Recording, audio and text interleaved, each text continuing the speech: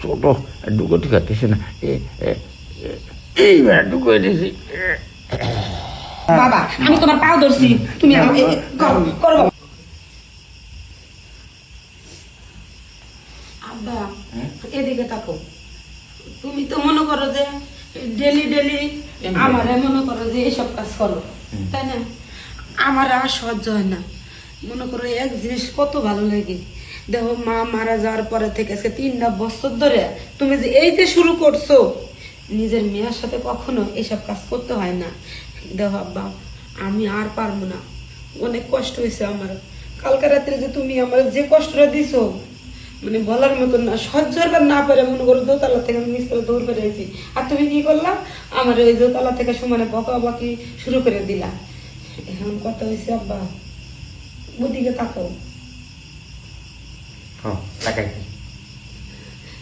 কি করবো সহ্য করবার না পাইরে মনে করো যে আমার খালাতো বোনের এনে দিছি, কারণ মনে করো যে তোমার তো লাগবই, তুমি তো আবার এইসব কাজ ছাড়া থাকতে পারো না।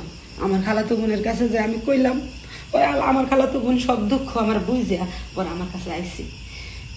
এখন আব্বা তোমার যা মনে চায় তুমি এইসব কাজ করতে পারো, আমি ওই জায়গায় দাঁড়া আছি, কারণ কেউ আবার ঢুকে পড়লে মানিজ্য যাইব।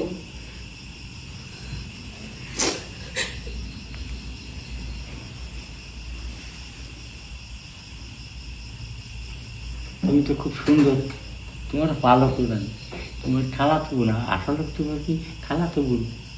কেন জানেন না, দেখেন না ছোট থেকে বড় করছেন, এখন ভুলে গেছেন? ও ছোট থেকে বড় দেখি কি তোমার মনে নাই? আচ্ছা যাই হোক, তুমি আইছো তোমার দেখে আমার খুব ভালো লাগছে। এখন আমার খুব শখ হয়েছে তোমার। আর আমার ওই যে মেয়ে না, ও মেয়েটা আর পারতেছে না, আর মাই আমার আপন মেয়ে না, ওর মারে আমি বিয়ে দিলাম, বুঝছো?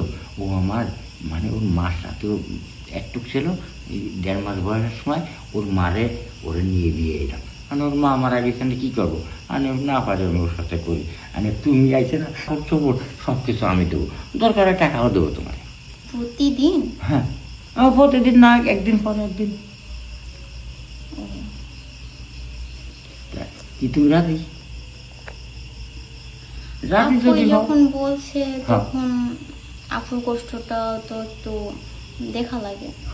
আচ্ছা তাই তোমার আপুর কষ্ট যদি দেখো তাহলে তুমি কামটা সেরে গেল।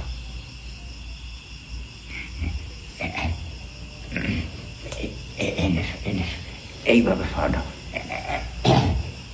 ও বাবা না, ও বাবা না, আমার আমার ঘাড়ে ঘাড়ে এক পাও বাঁধায় দাও, এইভাবে।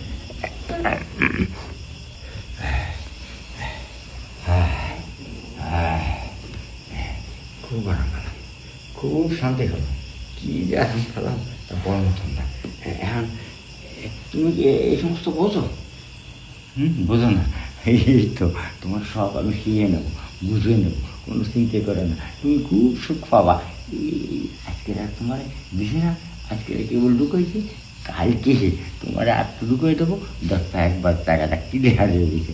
তখন তুমি প্রতিদিন আমার খালি কলে আসো, খালু জানা আসো, খালু জানা আসো, এরকম করা প্রতিদিন, বুঝছো? চিন্তা করো না, তুমি যাও যাও, ফিরে নাও, ফিরে নাও নিয়ে এই তোমার নিয়ে বাজার যাবো, বাজার দিয়ে তোমার এই ছেলের কামিজ পাল্টাই মডার্ন ড্রেস কিনে দেবো, বুঝছো?